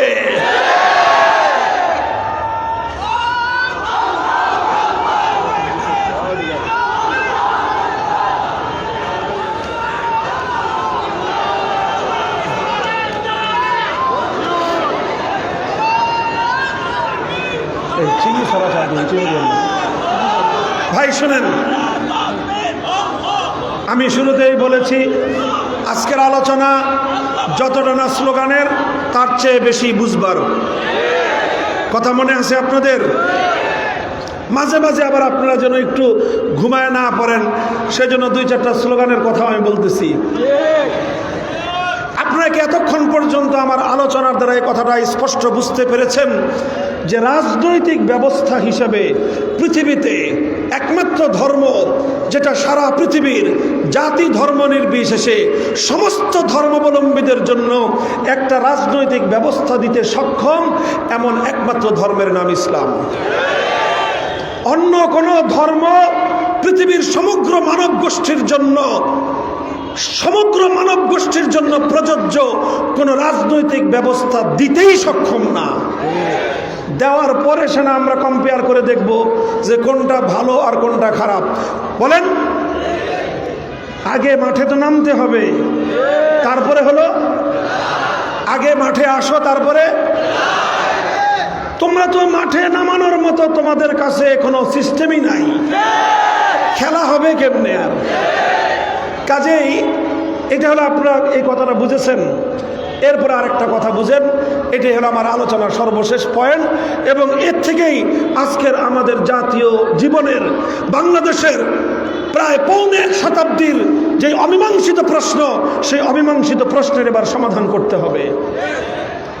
সেটা হলো, যেহেতু পৃথিবীর অন্যান্য ধর্মাবলম্বীদের কাছে কোনো রাজনৈতিক ব্যবস্থা নাই, এজন্য তারা একটা থিওরি আবিষ্কার করেছে। সেই থিওরি হলো এই যে আমরা এমন একটা রাজনৈতিক ব্যবস্থা চাই, যেই রাজনৈতিক ব্যবস্থার মধ্যে কোনো ধর্মের কানেকশন থাকতে পারবে না। কথাটা বুঝেন, যেহেতু অন্য কোনো ধর্মাবলম্বীদের কাছে তাদের ধর্মের নির্দেশনার আলোকে কোনো রাজনৈতিক ব্যবস্থা নাই, এই জন্য তারা একটা নতুন স্লোগান শুরু করেছে। সেই স্লোগানটা হলো, আমরা এমন রাজনীতি চাই যেই রাজনীতির সঙ্গে ধর্মের কোনো সম্পর্কই থাকতে পারবে না। একটা গল্প মনে পড়ে গেল, শুনেন কথাটা। আমাদের ওই এলাকায় বলে, খুলনার এলাকায় আমার নানার বাড়ি, যে গরুর বাছুর চিনেন? আপনারা কি বলেন? বাছুরই তো বলেন। তো গরু যারা পালে তারা দুই রকম মানুষ হয়। একটা হলো গোয়ালা, আর একটা হলো কিষান। কিষান মানে কৃষক, কৃষক তো বুঝেন। একটা হলো কৃষকও কিন্তু গরু পালে। কৃষকের গরু পালতে হয়, 2টা গরু পালতে হয়। বলদ কিসের জন্য? হাল চাষ করার জন্য। এবং 2টা বলদ পেলে তো আর পোষায় না, সাথে 2-4টা গাই গরুও থাকে। এটা হলো কৃষকের গরু। আরেকটা হলো গোয়ালার গরু। গোয়ালা তো বুঝেন? গোয়ালা মানে কি? সে গরু পালে আর গরুর দুধ বিক্রি করা, এটাই হলো তার পেশা। কথা ঠিক? আচ্ছা, কৃষকের কিন্তু গরুর দুধ বিক্রি করা কি না তার পেশা না। এই জন্য কৃষক সাধারণত তার গরুর দুধ বেচে না। কৃষকের গরুর দুধ খায় কে তাইলে? কৃষকের গরুর দুধ খায় কৃষকের বাচ্চা আর গরুর বাছুর। গরুর বাছুরও গরুর দুধ খায়, আর গরুর বাছুর খেয়ে যা বাঁচে ওইটা কৃষক খায়, কৃষকের বাচ্চারা খায়। আর গোয়ালার গরুর দুধ, এটা গোয়ালার বাচ্চা খাবে তো দূরের কথা, গরুর বাছুরই খেতে পারে না। ও সব গরুর দুধ দোয়ায় বাজারে নিয়ে বিক্রি করে। ও পারলে গরুর থন টেনে রক্ত বের করে বেচতে চায়। যার কারণে হয় কি, গোয়ালার গরুর বাছুর তো দুধ পায় না, আর কৃষকের গরুর বাছুর মজায় আরামসে দুধ খায়। এখন 2 গরুর বাছুর যখন মাঠে একসাথে গেছে, এখন 2 বাছুর কয়, আয় প্রতিযোগিতা লাগাই, প্রতিযোগিতা লাগাই, 2 জনে আমরা কম্পিটিশন করি। এখন কি কম্পিটিশন করবে? কৃষকের গরুর বাছুর কয়, আয় মাঠের এই পাশ থেকে আমরা দৌড় দেই, ওই যে 3 মাইল দূরে দেখা যায় নদীর পার, কে আগে নদীর পার পর্যন্ত যাইতে পারে, দৌড়ের প্রতিযোগিতা লাগাই। এখন গোয়ালার বাছুর চিন্তা করে যে ও তো মায়ের দুধ খেয়ে খেয়ে তো হৃষ্টপুষ্ট, ও তো দৌড় দিলে লাফাইতে লাফাইতে চলে যাবে, ওর শরীর তো মোটা তাজা। আর আমার মায়ের দুধ তো সব আমার মালিকে এটা বেচে ফেলায়, আমি থাকি সারাদিন না খেয়ে। এখন আমারও যদি দৌড়ের প্রতিযোগিতা দেওয়া হয়, তা আমি তো এই মাঠে ওর সঙ্গে খেলায় পারবো না। এখন গোয়ালার বাছুর কৃষকের বাছুরে বলে যে না, এই দৌড়ের প্রতিযোগিতা হবে না। তাহলে কি প্রতিযোগিতা হবে? কয়, কে কত বেশি এক জায়গায় বসে অলসের মতো লেজ লড়াইতে পারে, সেই প্রতিযোগিতা হবে। বুঝেন না এই কথা? দেখবেন কৃষকের গরুর বাছুর, বাছুর মানে ছোট বাচ্চা। আরে মানুষের ছোট বাচ্চাও তো শুধু এক জায়গায় যদি বসেন, যে তুমি একটা বছর, 1-1.5 বছরের 2 বছর একটা বাচ্চাকে যদি বলেন যে তুমি 10 মিনিট শান্ত বসে থাকো, পারবেন? যে তুমি নড়াচড়া করবা না, 10টা মিনিট তুমি শান্ত বসে থাকো, আপনি যত ফজিলত বর্ণনা করেন, কোনো বাচ্চাকে আপনি 10 মিনিট বসায় রাখতে পারবেন না। কারণ বাচ্চা মানুষ, তার স্বভাবের মধ্যেই সেটা নাই। তো মানুষের বাচ্চা যদি 10 মিনিট বসে না থাকতে পারে, তো গরুর বাছুর বসে থাকবে কেমনে? এই জন্য গরুর বাছুর কিন্তু খুব দৌড়ায়, খুব লাফায়, কিন্তু গোয়ালার বাছুর অত লাফাইতে পারে না। কারণ তার পেটে খাবার নাই, ক্ষুধার তাড়নায় ও সারাদিন বসে থাকে আর অলসের মতো খালি লেজ নাড়ায়। তো এই জন্য বলে কৃষকের বাছুর বলে যে আসো দৌড়ের প্রতিযোগিতা লাগাই, কে কার চেয়ে বেশি জোরে দৌড়াতে পারে। আর গোয়ালার বাছুর বলে যে আসো লেজ নাড়াই, কে জায়গায় বসে বেশি লেজ নাড়াইতে পারে। যেহেতু ইসলাম ধর্ম বিশ্ববাসীর কাছে চমৎকারভাবে রাজনৈতিক বন্দোবস্ত দিতে পারে, সমস্ত জাতি এবং ধর্মের সমগ্র মানুষকে নিয়ে একটা রাজনৈতিক চমৎকার সিস্টেমে গোটা সমগ্র জাতিকে পরিচালনা করার মতো ব্যবস্থা দিতে পারে, এই জন্য ইসলাম সব ধর্মাবলম্বীদেরকে বলে আসো তোমার কাছে কোনো ব্যবস্থা থাকলে দাও, তোমার কাছে কোনো ব্যবস্থা থাকলে সাবমিট করো, আমিও সাবমিট করব। প্রতিযোগিতা হবে কার ব্যবস্থা দিয়ে এই পৃথিবীর মানুষের সব ধরনের অধিকার নিশ্চিত হতে পারে, আসো প্রতিযোগিতা হবে। অন্য ধর্মাবলম্বীরা চিন্তা করে আমাদের কাছে তো কোনো ব্যবস্থা নাই, এখন আমরা সাবমিট করব কিভাবে? এই জন্য তারা বলে যে না, দৌড়ের প্রতিযোগিতা হবে না, আসো দেখি বসে কে কে বেশি নেজ নাড়াইতে পারে। এখন তারা বলে এমন একটা রাজনৈতিক ব্যবস্থা চাই যে রাজনৈতিক ব্যবস্থার সাথে হিন্দু ধর্মের সম্পর্ক থাকবে না, এমন রাজনৈতিক ব্যবস্থা চাই যার সঙ্গে খ্রিস্টান ধর্ম, বৌদ্ধ ধর্ম, ইহুদি ধর্মের কোনো সম্পর্ক থাকবে না। সুতরাং এগুলোর যেহেতু কোনো সম্পর্ক থাকবে না, এই জন্য ইসলামেরও কোনো সম্পর্ক রাজনীতির সঙ্গে থাকতে পারবে না। আসল কাহিনীটা বুঝছেন? গোয়ালার বাছুর দৌড়াতে চায় না কেন? কারণ সে জানে দৌড়ের প্রতিযোগিতায় সে পারবে না। অন্য ধর্মাবলম্বীরা তারা রাজনৈতিক ব্যবস্থায় ধর্মের সম্পর্ক চায় না কেন? কারণ তাদের কাছে ধর্মের আলোকে রাজনৈতিক কোনো ব্যবস্থা নাই। ইসলাম শুধুমাত্র চায় যে ইসলামের প্রত্যেকটা ব্যবস্থা যেরকম ধর্মের আলোকে পরিচালিত হবে, রাজনীতিও ইসলামের আলোকেই পরিচালিত হতে হবে। এটা ইসলাম শুধু চায় না, বরং ইসলাম এটা কম্পালসরি করে দিয়েছে, ম্যান্ডেটরি করে দিয়েছে। তুমি যদি মুসলিম হয়ে থাকো, তুমি যদি নিজেকে ইমানদার বলে দাবি করো, তোমার ব্যক্তি জীবনে ইসলামকে মানতে হবে, পরিবার জীবনে ইসলামকে মানতে হবে, বিবাহ শাদীতে ইসলামকে মানতে হবে, ব্যবসা বাণিজ্যে ইসলামকে মানতে হবে, রাজনীতিতেও ইসলামকে মানতে হবে। নামাজকে না মানলে যেরকম ইসলাম অনুসরণ করা যায় না, রোজা না মানলে যেরকম মুসলমান থাকা যায় না, ইসলামী রাজনীতি না মানলেও মুসলিম থাকতে পারো না, ইমানদার থাকতে পারো না।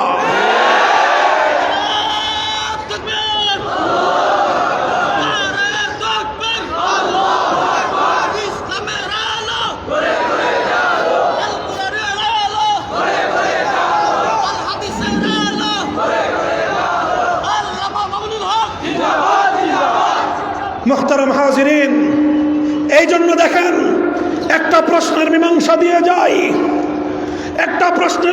দিয়ে যাই। ইতিহাসের দীর্ঘ আলোচনা করবার সময় আমার নাই, ওটা একটা ভিন্ন আরেকটা আলোচনা আমার দীর্ঘ রয়েছে। সব জায়গায় আলোচনা করি এই বছর, আপনাদের এখানে একটু ডিপ আলোচনা করলাম যেহেতু সময়টা একটু আগে দিচ্ছেন এই সুবাদে, নাহলে এই আলোচনা আমি আপনাদের এখানে করতাম না, রাত 11টার পরে দিলে। মুহতারাম হাজিরিন, এই শেষ কথা,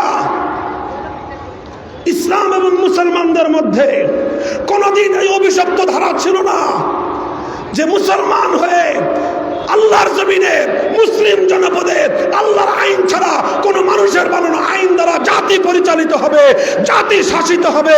এই অভিশপ্ত ধারা মুসলমানদের মধ্যে কোনদিন ছিল না। সর্বপ্রথম এই অভিশপ্ত ধারা মুসলমানদের মধ্যে চালু করেছিল তাতারিরা। তাদের নেতা চেঙ্গিস খানের বানানো আইন গ্রন্থ ইয়াসিকের মাধ্যমে তারা সর্বপ্রথম মুসলিম বিশ্বের মধ্যে অভিশপ্ত ধারা চালু করেছিল। তখন শাইখুল ইসলাম ইবনে তাইমিয়া রাহমাতুল্লাহি আলাইহি সহ মুসলিম বিশ্বের আলেম সমাজ, মুজাহিদিনগণ, হাজার হাজার নয় লক্ষ লক্ষ মুসলমান বুকের তাজা রক্ত ঢেলে দিয়ে মুসলিম সমাজ থেকে গায়রুল্লাহর আইন উৎখাত করে আবার খেলাফতের আল্লাহর আইনের সোনালী যুগ তারা ফিরিয়ে এনেছিলেন। এইভাবে চলতে চলতে 18 শতকের মাঝামাঝি সময়ে এসে 1757 সালে এই পাক ভারত উপমহাদেশ দখল করে ইংরেজরা দখল করার পর সর্বপ্রথম তারা আমাদের উপর যে অভিশাপটা চাপিয়ে দিয়েছিল, সবচেয়ে বড় যে অভিশাপ ইংরেজরা আমাদের উপর চাপিয়ে দিয়েছে, সেটা হলো এই, মুসলিম সমাজ থেকে আল্লাহর আইন, আল্লাহর পক্ষ থেকে প্রবর্তিত রাজনৈতিক বন্দোবস্ত, শাসনতান্ত্রিক বন্দোবস্ত উৎখাত করে দিয়ে ব্রিটিশ প্রবর্তিত শাসন দিয়ে তারা দেশ এবং জাতিকে পরিচালনা করতে শুরু করলো। তখন শাহ আব্দুল আজিজ মুহাদ্দিস দেহলভী রহমতুল্লাহ আলাই ফতোয়া জারি করলেন। ওনার ফতোয়াটা বুঝেন। 1803 সালে শাহ আব্দুল আজিজ রহমতুল্লাহ আলাই যে ফতোয়া দিয়েছিলেন, সেই ফতোয়ার সার কথা ছিল এই, শুধু ঝাঁকে ঝাঁকে মুসলমান থাকলেই দারুল ইসলাম হয় না, কোটি কোটি মুসলমান থাকলেই ইসলামের দেশ হয় না, শতকরা 100% মুসলমান থাকলেও একটা দেশ ইসলামের দেশ হবে না, দারুল ইসলামের দেশ হবে না। বরং একটা দেশ ইসলামের দেশ তথা দারুল ইসলাম তখনই হবে সেই দেশে মুসলমান মাইনরিটি হতে পারে, সেই দেশের মুসলমান 10% হতে পারে, মুসলমান 20% হতে পারে, মুসলমান 40 বা 50% হতে পারে, কিন্তু সেই দেশের আইন যদি হয় আল্লাহর কোরআনের আইন, সেই দেশটাকে বলা হবে ইসলামের দেশ, সেই দেশটা হবে দারুল ইসলাম। আর কোন একটা দেশের মুসলমান যদি মেজরিটি হয়, কোন একটা দেশের মুসলমান যদি 100% মুসলমান হয়, কিন্তু দেশের আইন এবং শাসনতন্ত্র যদি হয় মানব রচিত গায়রুল্লাহর আইন, সেই দেশ দারুল ইসলাম নয়, সেই দেশ দারুল হরব, সেটা শত্রু কবলিত দেশ। তখন তিনি ফতোয়া দিলেন, আমাদের দেশটা একসময় দারুল ইসলাম ছিল, শত শত বছর পর্যন্ত এদেশ আল্লাহর কোরআনের আইন দ্বারা শাসিত হয়েছে। ব্রিটিশরা এসে আল্লাহর কোরআনের আইন উৎখাত করে ব্রিটিশের আইন বাস্তবায়ন করেছে। এখন প্রত্যেক মুসলমানের জন্য ফরজ হলো ব্রিটিশের আইন উৎখাত করে আবার আল্লাহর কোরআনের আইন ফিরিয়ে আনা, আর এজন্য জিহাদ করা প্রত্যেক ইমানদারের জন্য ফরজে আইন। ইতিহাস খুলেন, ইতিহাস খুলেন, ইতিহাসের সোনালী পাতায় সোনার অক্ষর দিয়ে আজও 1803 সালের শাহ আব্দুল আজিজের ঐতিহাসিক ফতোয়ার কথা লেখা আছে। এই ফতোয়াকে চ্যালেঞ্জ করে আজ পর্যন্ত কেউ ফতোয়া দেয় নাই। সুতরাং এখনো পর্যন্ত আমাদের এই সকল দেশগুলো থেকে মানব রচিত ব্রিটিশ প্রবর্তিত কালা কানুনগুলো উৎখাত করে আমার এই জমিনে আল্লাহর কোরআনের আইন বলবৎ করার জন্য লড়াই করা প্রত্যেক ইমানদারের জন্য ফরজ।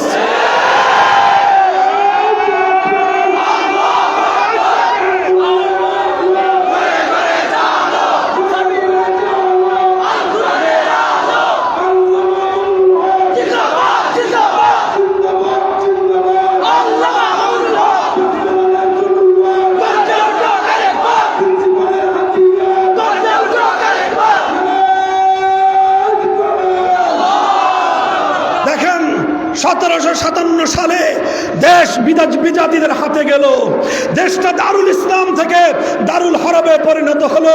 আল্লাহর আইন উৎখাত হয়ে ব্রিটিশের আইন দিয়ে আমাদের দেশ এবং জাতি শাসিত হতে থাকলো। 1831 সালে ব্রিটিশ প্রবর্তিত আইন উৎখাত করে আল্লাহর আইন বাস্তবায়ন করবার জন্য জিহাদ হলো বালাকোটের রণাঙ্গনে। শহীদ হলেন আমাদের পূর্বপুরুষ সৈয়দ আহমদ শহীদ রহমতুল্লাহ আলাইহি। 1857 সালে শামেলির রণাঙ্গনে জিহাদ হলো, শহীদ হলেন মুসলমানদের খেলাফতের প্রধান সেনাপতি হাফেজ জামিন শহীদ রহমতুল্লাহ আলাইহি।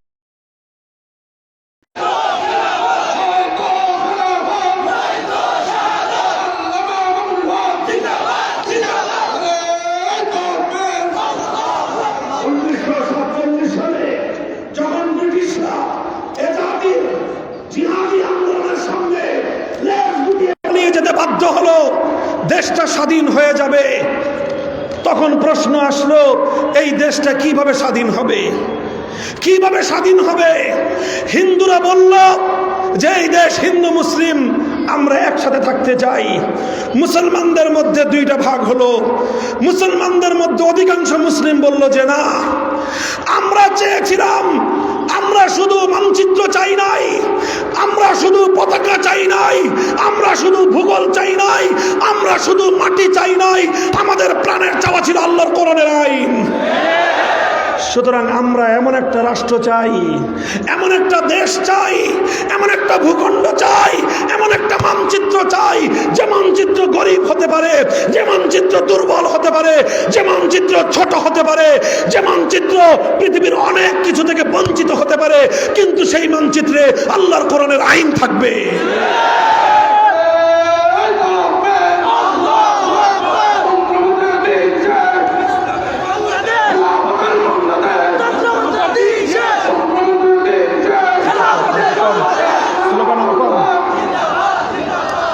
এই বিতর্ক নিয়ে জাতি বিভক্ত হলো এবং শেষ পর্যন্ত সংখ্যাগরিষ্ঠ মুসলমানদের প্রাণের দাবি পূরণ হলো। মুসলমানরা চাইল যে মুসলমানদের জন্য আলাদা ভূখণ্ড হোক, কারণ হিন্দুদের সঙ্গে যদি আমরা একসঙ্গে থাকি, সংখ্যার দিক থেকে হিন্দুরা মেজরিটি, মুসলমানরা মাইনরিটি, আর তখন হিন্দুদের অধিকাংশ হিন্দুদের চাহিদার কারণে বর্তমান পৃথিবী যেহেতু গণতান্ত্রিক পৃথিবী, কাজে অধিকাংশ নাগরিক যেটা চাবে সেটা হবে। সুতরাং আমরা যদি হিন্দুদের সঙ্গে থাকি তাহলে আমাদের আল্লাহর আইন বাস্তবায়ন করার সেই 100 বছরের স্বপ্ন পূরণ হবে না।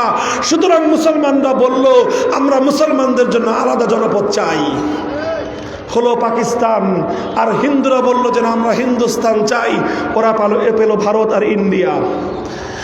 আর এই পাকিস্তান শুধু পাকিস্তান মূল লক্ষ্য ছিল না, পাকিস্তান আমাদের উদ্দেশ্য ছিল না। আমাদের উদ্দেশ্য ছিল আল্লাহর কোরআনের শাসন ব্যবস্থা, আমাদের উদ্দেশ্য ছিল ইসলামী হুকুমত, কোরআনী শাসন।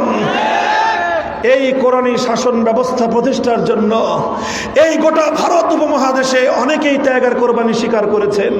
হাজার হাজার মুসলমানরা রক্ত দিয়েছেন, ভিটে মাটি ছেড়েছেন, জন্মস্থান ছেড়েছেন, জীবনের সর্বস্ব তারা ত্যাগ স্বীকার করে হিজরত করে আরেক দেশে চলে গিয়েছেন, সব কিছু ছেড়েছেন একটা বুকে স্বপ্ন নিয়ে আমরা আল কোরআনের রাজ উপহার পাবো। মুহতারাম হাজিরিন, বড় হৃদয় বিদারক যে তথ্য সেটা হলো এই আল কোরআনের রাজ কায়েম করবার জন্য, ইসলামী হুকুমত বাস্তবায়নের জন্য যারা সবচেয়ে বেশি ত্যাগ কোরবানির নজরানা পেশ করেছে, এটা বেলুচিস্তানের মুসলমানরা নয়, পাঞ্জাবের মুসলমানরা নয়, এটা সেই খাইবার পাখতুনখোয়ার মুসলমানরা নয়, সীমান্ত প্রদেশের করাচি লাহোরের মুসলমানরা নয়, সবচেয়ে বেশি রক্ত, জীবন, ত্যাগ আর স্যাক্রিফাইস স্বীকার করেছে বাংলার মুসলমানেরা। আর এই বাংলার মুসলমানদের মধ্যে সর্বাগ্রে ভূমিকা রেখেছে সিলেটের মুসলমানরা। এই সিলেটের মুসলমানরা পার্শ্ববর্তী ভারতের সমস্ত সম্পর্ককে ছিন্ন করেছে, কলকাতাকে বাঙালিরা লাথি মেরেছে, দিল্লিকে তালাক দিয়েছে, বাড়ির চতুর্পার্শ্বের ভারতকে উপেক্ষা করে 2000 মাইলের দূরত্বের পাকিস্তানের সঙ্গে গাঁট ছড়া বেঁধেছে, পাকিস্তানের জন্য নয়, আল কোরআনের রাজ কায়েম করবার জন্য।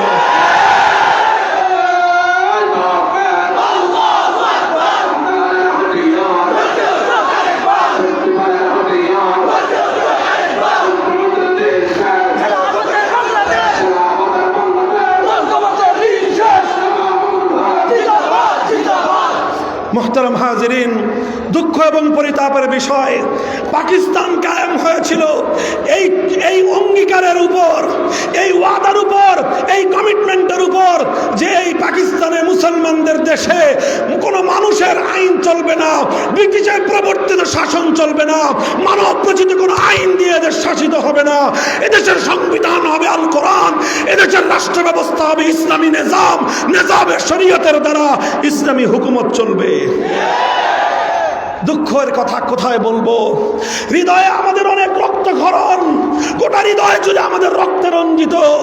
24 বছর পর্যন্ত পশ্চিম পাকিস্তানি শাসকরা আমাদের এই বাংলাদেশের মুসলমানদের সঙ্গে গাদ্দারি করলো, বিশ্বাসঘাতকতা করলো। আমার দেশের সোনার সন্তানেরা, আলেম সমাজ বারবার ওদেরকে বললেন, আমরা তো পাকিস্তান তোমাদের সঙ্গে পীড়িত করি নাই, আমাদের তো তোমাদের সঙ্গে আলাদা কোনো পীড়িত ছিল না, আমরা কেন বাড়ির পাশের ভারতকে ছেড়ে তোমাদের সেই 2000 মাইলের দূরের পাকিস্তানের সঙ্গে আমরা কেন যোগ দিলাম? তোমাদের পীড়িতিতে নয়, বরং আল কোরআনের ভালোবাসায়, ইসলামী শাসন ব্যবস্থার ভালোবাসায়। আমাদের সেই ভালোবাসার পাত্র ইসলাম দাও, ইসলামী শাসন কায়েম করো, কোরআনী হুকুমত বাস্তবায়ন করো। পাকিস্তানিরা বলে যে হুজুর, রাষ্ট্রটা তো এখনো শিশু, কিছুদিন যাক, এখনই এই রাষ্ট্র ইসলামী ব্যবস্থার মতো কঠিন এই ব্যবস্থা এটা সহ্য করতে পারবে না, শিশুটা একটু বড় হোক। এই কথা বললো। 5 বছর পরে হুজুররা বললেন, শিশু বড় হয়েছে, খাইতে পারে এখন, কয় না আর একটু বড় হোক। 10 বছর পরে জিজ্ঞাসা করলো, তোমার এই পাকিস্তান শিশু বড় হয়েছে, কয় না এটা আরো বড় হোক। 15 বছর পরে জিজ্ঞাসা করলো, তোর শিশু যে তোর পোলা বড় হয়েছে, কয় না 15 বছরে বইরা খাটাস, এটা এখনো বড় হয় নাই। 20 বছর পরে জিজ্ঞাসা করলো, তোর পোলা কি সাবালক হয়েছে, কয় না সাবালক হয় নাই। 24 বছরেও তোর পোলা সাবালক হয় না। শাইখুল হাদিস আল্লামা আজিজুল হক রহমতুল্লাহ আলাই আমাদের কাছে দুঃখের কথা আফসোসের সাথে উপহাস করে বলতেন, যেই পোলা 24 বছরেও বালেগ হয় না, ওই পোলা 90 বছরের বালেগ হবে না। বুঝতে হবে এই পোলা এটা প্রতিবন্ধী, এটা নষ্ট পোলা, এটা আর কোনোদিন পুরুষ হবে না, এটা কোনোদিন সাবালক হবে না। কাজেই 1000 বছর পর্যন্ত সময় দিলেও এই পোলার সাবালক হবে না। সুতরাং এই পোলা বাঁচায় রাখার কোনো দরকার নাই। আমরা সিদ্ধান্ত নিলাম, যদি আল কোরআনের ব্যবস্থা না পাই, যদি আল কোরআনের শাসন না পাই, পাকিস্তানের প্রয়োজন নাই, পাকিস্তান ভেঙে টুকরো করে দাও। মোহতারাম হাজিরিন, ভাঙলো পাকিস্তান, পাকিস্তান 2 টুকরা হলো। আর সেই সময়ে 1970-এর জাতীয় নির্বাচন আসলো। নির্বাচনের সময় বাঙালিদের নেতা শেখ মুজিবুর রহমান সাহেব জাতির কাছে অঙ্গীকার করলেন, আমারে ভোট দাও, কি হবে তোমার নৌকা মার্কায় ভোট দিলে আমি যদি পাশ করতে পারি কোরআন সুন্নাহ বিরোধী কোনো আইন আমি পাশ করব না। এটা 1970-এর আওয়ামী লীগের নির্বাচনী ইশতেহারের ঘোষণা। এটা আমাদের মুখের বানানো কথা নয়। স্বাধীনতার দলিল পত্র পাঠ করেন, যদি আমাদের কথা ভুল হয় মামুনুল হক আর কোনোদিন মানুষের সামনে একটা কথাও বলবে না। চ্যালেঞ্জ করলাম, 70-এর নির্বাচনে জাতির সঙ্গে তোমরা কমিটমেন্ট দিয়েছিলা, অঙ্গীকার করেছিলা কোরআন সুন্নাহ বিরোধী কোনো আইন তোমরা করবে না। এরপরে কি দেখলাম, 1971-এ দেশ স্বাধীন হওয়ার পর শেখ মুজিবুর রহমান সাহেব পশ্চিম পাকিস্তান থেকে মুক্তি পেয়ে চলে গেলেন সোজা ইংল্যান্ডে। শ্রীমতী ইন্দিরা গান্ধীর সঙ্গে বৈঠক করে দেশে আসার সময় ইন্দিরা গান্ধী ওনার পকেটের মধ্যে একটা চিরকুট ধরায় দিলেন, আর সেই চিরকুটের মধ্যে লিখে দিলেন, তুমি বাংলাদেশে এমন একটা সংবিধান তুমি দিবা যেই সংবিধানটা হবে ভারতের সংবিধান। 72-এর সেই সংবিধানের মূল 4 নীতি, ভারতের সংবিধানের মূল 4 নীতি, জাতীয়তাবাদ, ধর্মনিরপেক্ষতাবাদ, গণতন্ত্র এবং সমাজতন্ত্রের মতো কুফরি মূল নীতির উপর নির্ভর করে 72-এর সংবিধান রচিত হলো। 71-এর চেতনাকে কবর রচনা করলো। আর এই কথা শুনেন খেয়াল করে, 50 বছর ধরে বাঙালিদেরকে ভেজাল চেতনা খাওয়ানো হয়েছে। বলেছে 71-এর চেতনা, আসলে 71-এর চেতনা আওয়ামী লীগ বিশ্বাস করে না। আওয়ামী লীগের কাছে যেটা সেটা 72-এর চেতনা। আওয়ামী লীগের কাছে যেটা চেতনা সেটা ভারতের চেতনা। আওয়ামী লীগের কাছে যেটা চেতনা ইন্দিরা গান্ধীর দেওয়া চেতনা।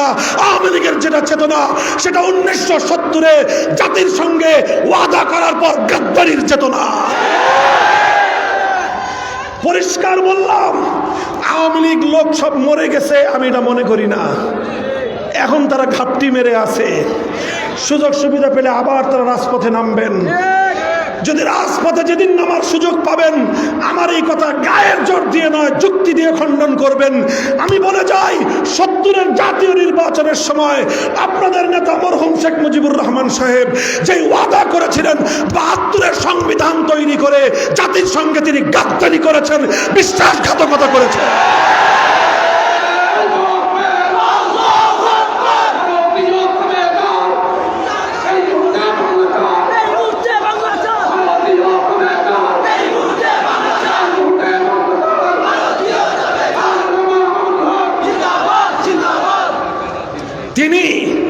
তিনি বলেছিলেন কোরআন সুন্নাহ বিরোধী কোন আইন তিনি তৈরি করবেন না। 72-এর সংবিধান তৈরি করে তিনি যেটা করলেন সেটা আইন করে বাংলার মাটিতে ইসলামী রাজনীতিকে নিষিদ্ধ করলেন। অর্থাৎ ইসলামী কোরআন সুন্নাহর আইন তো দূরের কথা, কোরআন সুন্নাহ প্রতিষ্ঠার আইন দাবি করবেন, সেই দাবি করবার রাস্তা তিনি বন্ধ করে জাতির সঙ্গে তিনি গাদ্দারি করেছিলেন, বিশ্বাসঘাতকতা করেছিলেন। 70-এর জাতীয় নির্বাচনে শেখ মুজিবুর রহমান সাহেবের অঙ্গীকার, এটা ছিল তার জীবনের শ্রেষ্ঠ অর্জন। 72-এর সংবিধান, এটা ছিল তার সেই অর্জনের পিঠে ছুরিকাঘাত, এবং সেটা ছিল ওয়াদা। 72-এর সংবিধান ছিল তার গাদ্দারি এবং বিশ্বাসঘাতকতা। আর 75 সালে তিনি সেই গাদ্দারির প্রায়শ্চিত্ত করেছেন জীবন দিয়ে, 14 গোষ্ঠী সহ।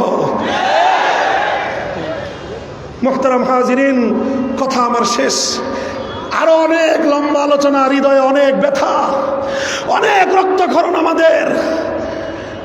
এই দেশ, এই জাতি, এই সিলেটের মুসলমানেরা, ইতিহাস জানো, তোমার দাদা তোমার বাবা, খবর নিয়ে দেখো তারা কত কষ্ট করেছিল, তারা কত জীবন দিয়েছিল, কত রক্ত দিয়েছিল শুধু এই জন্য যে এই দেশটা হবে আল কোরআনের দেশ। তোমাদের বাড়ির পাশের ভারতের বিভিন্ন অঞ্চলের সঙ্গে তোমাদের সম্পর্ক অনেক বেশি ছিল। এই সিলেট অঞ্চল কোথায় ছিল? কিসের অন্তর? আসাম। সিলেট এবং আসাম একাকার ছিল। সিলেট তো আসামের সঙ্গে থাকার কথা। সিলেটের মানুষ আসাম থেকে বিচ্ছিন্ন হয়েছিল, রক্তের সম্পর্ক ছিন্ন করেছিল, ভৌগোলিক সম্পর্ক ছিন্ন করেছিল, মানচিত্রের সম্পর্ককে ছিন্ন করে আল কোরআনের সম্পর্ককে তারা প্রাধান্য দিয়েছিল। আর আজ কোথায় তোমাদের সেই ওয়াদার বাস্তবায়ন? কোথায় তোমাদের পূর্বপুরুষদের সেই স্বপ্নের বাস্তবায়ন? আজ সময় এসেছে, এখন আমাদের বোল্ডলি, লাউডলি, স্পষ্ট ভাষায়, জোর গলায় কথা বলতে হবে। এখন ভারত তার স্বরূপ প্রকাশ করতেছে। ভারতের আধিপত্য থেকে বাঁচতে হবে। সংবিধান থেকে ভারতীয় সংবিধানের মূলনীতি ধর্মনিরপেক্ষতা, এটা বুড়িগঙ্গায় ভাসিয়ে দিতে হবে, সুরমা নদীতে ভাসিয়ে দিতে হবে, সীমান্তের ওপারের মাল ওপারে আবার পাঠিয়ে দিতে হবে। মুসলমানদের দেশে শত বছর ধরে আমরা যেই চেতনার জন্য লড়াই করেছি, আমাদের বাপদাদারা যে জন্য জীবন দিয়েছেন, মানচিত্র গড়েছেন, রক্ত দিয়েছেন, আমরা এমন একটা সংবিধান চাই যেই সংবিধানে অন্তত একটা নীতি থাকবে। সেই নীতি হলো কোরআন সুন্নাহ বিরোধী কোন আইন, কোন নীতি, কোন বিধিমালা বাংলার মাটিতে শাহজালালের দেশে চলতে পারে না, চলতে দেওয়া হবে না, চলতে দেওয়া হবে না।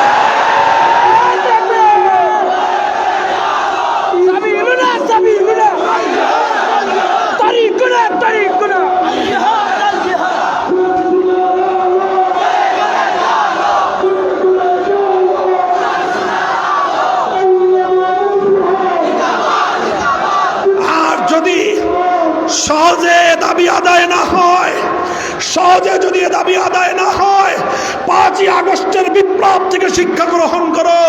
আবু সাঈদরা যেভাবে ফ্যাসিবাদ এবং আধিপত্যবাদের মোকাবেলায় বুলেটের সামনে বুক পেতে দিয়েছিল, আল কোরআনের রাজ গড়বার জন্য লক্ষ যুবক বুলেটের আঘাতে বুক পেতে দেওয়ার জন্য রাজপথে নেমে আসতে হবে, রাজপথে নেমে আসতে হবে।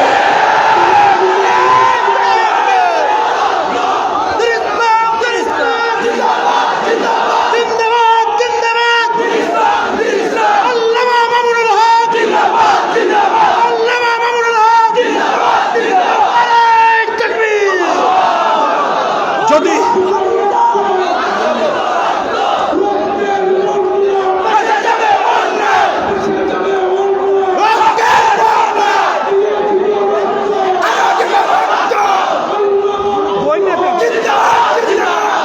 ভাই, এজন্য অনেক ত্যাগ লাগবে, অনেক চেষ্টা এবং সংগ্রাম লাগবে।